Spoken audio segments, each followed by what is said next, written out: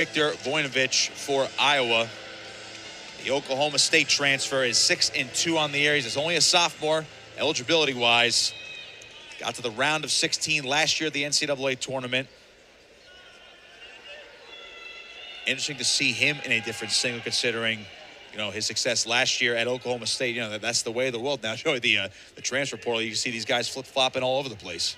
Yeah, it's always interesting to me, too, to see guys transfer from two of the most traditional powerhouse wrestling programs within the country of Oklahoma State and Iowa, right? Back in the day, you had Steve Mako do a very similar thing, and Voinovich following suit, and he's repping the black and gold now. Black and gold, of course, a very classic singlet. The world of college wrestling, for those who are not too familiar, doesn't get prettier than that. So a big ask here for Troczyniski. He's wrestled only 3 matches this year. Again, he is 3-0, but these are the only 3 matches of his collegiate career. Did not register an official match last year, but it is his 2nd year in the program. Again, for Voinovich, spent 2 years at Oklahoma State before coming over to Iowa, looking to improve upon his finish in Tulsa. Again, round of 16 last year, or I should say 9 months ago. Not too much action so far. I see Troczyniski trying to reach in on a shot. A lot of hand fighting here. Now Voinovich, his shot defended off. You know, this Penn team is filled with a lot of young up-and-comers. Andy Troczyniski comes from Del Barton High School in New Jersey, and we've been really high on him since his time here at Penn. Wrestles really hard, very tough, very strong, positionally sound. So it's a great test for him against number 10 ranked Voinovich. Beautiful high crotch there by Voinovich, in on a little scramble. Let's see if Troczyniski can come out on top. It's basically whoever gets their hips higher. We're both clasped with the ankles, and of course that will lead to a stalemate, and they'll reset in the center. 47 seconds to go, first period. No score here, but an opportunity here for a bit of an upset here for Troczyniski, at least based on the rankings, to get Penn back in the match, as we are in bout number 4 of 10 this evening. And again, this is the first time Iowa has visited the Palestra in over 2 decades, so a nice crowd on hand here in Philadelphia.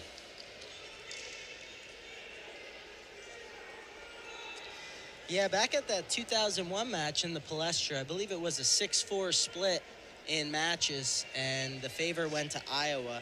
But they did wrestle later that season in the National Collegiate Duels, which came down to heavyweight, where Matt Feast represented Penn and Steve Mako, speaking of, was representing the Hawkeyes. Came down to that last match, and Mako came away with the dub, giving Iowa the dual meet win. Well, these two teams definitely have some history. Scoreless first period, a neutral start here to the second. And Roger Reyna and Tom Brands, 2 of the more established head coaches in collegiate wrestling. Brands 268-25-1. And when you say that record out loud, unless you're Cale Sanderson, it's pretty mind-boggling as well when you look at the Iowa bench. Yeah, it is. The Brands brothers have done a great job taking over that program, and they've continued to have it be a national powerhouse. They recruit great guys. They instill that Iowa personality, Iowa character into all those guys. They're tried and true. Second period here between Troczyniski and Voinovich, still scoreless. Now, as a fan, you may think with a 0-0 score in the first period, it's an interesting choice to go neutral. But Voinovich is pretty good on top. He's really good with double boots. And I think the match is going to be won on your feet. And you're going to make that decision. Do I want to attempt to get the point, or do I just want to go for that takedown? Again, with a takedown being 3 points, that escape might not mean as much. These two are pretty even keel and evenly matched so far in the neutral position. A lot of hand fighting, head-to-head ties here. And we're going to get a quick stoppage. Fix the headgear for Troczyniski. Clip that back in. tell you what, Joey, I don't have the wrestling experience as a lot of these guys do, but I can always tell my headgear for some reason never fell off. I don't know how that happened. Maybe it was on too tight.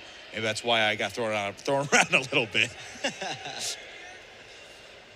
Yeah, you never know, right? You get in these head holds, these different positions, and whether a guy's grabbing it or it just gets caught amongst the body part, sometimes that little snap just pops right off.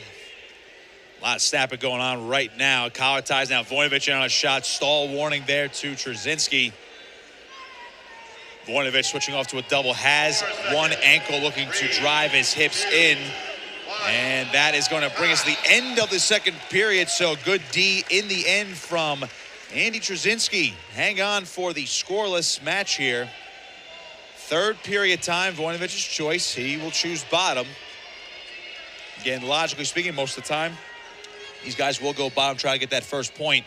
But now an opportunity for Troczyniski to see what he can do on top. Yeah, this is, as we saw, right? Andy decided to just let him up and spend the 2 minutes going for a takedown. Sometimes you'll see a wrestler that's pretty confident on top try to ride for at least a minute, potentially ride out the period for the win. At least if you do ride for that first minute, you can secure some riding time. So if they do escape, you're locked at 1-1. There's not as much pressure to go get that takedown. But I think that was a smart decision by Andy to just let him up here, give himself maximum time to go and get a takedown. Looks like we had an inadvertent eye poke here as Troczyniski looks fidgeting with his left eye, and for the first time all night, we do have a break in the action. It happens. Not a hands to face. I mean, again, no hands to face call there, but he seems to be all right. And that was a quick break there. So cut that injury time, as they say. Don't need too much of it. Tom Branson looked very happy with that stoppage. I think he wanted to keep the pace of the match high and keep these guys wrestling. Troczyniski in that ear-to-ear with Voinovich. Takedown puts him ahead. Hasn't really been able to get his offense going. Really, neither guy has. Voinovich had the closest attempt at a finished takedown. And now with a minute to go, got a tight one here at 149. There's a minute left. We need to see the sprint start. You don't want to wait till that last 20 seconds. Guys have different MOs there, but better to put yourself in a wrestling position and go earn it right away. Deal with the fatigue later. JB talks about that all the time. Voinovich trying to get through that treetop position. See Troczyniski hanging on to the ankles. But Voinovich trying to turn back in. 25 seconds. Advantage to the Hawkeyes right now. And we're going to get a stoppage for a stalemate.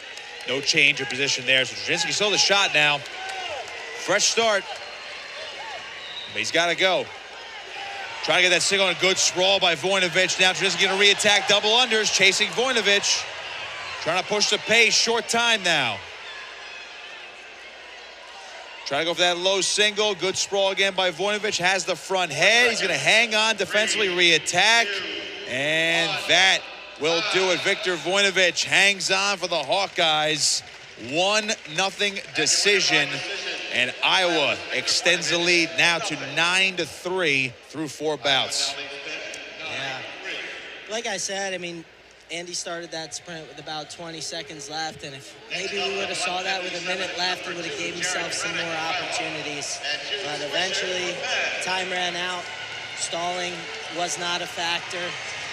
You got to put pressure on your opponent, especially in a match like that early on. We didn't see too many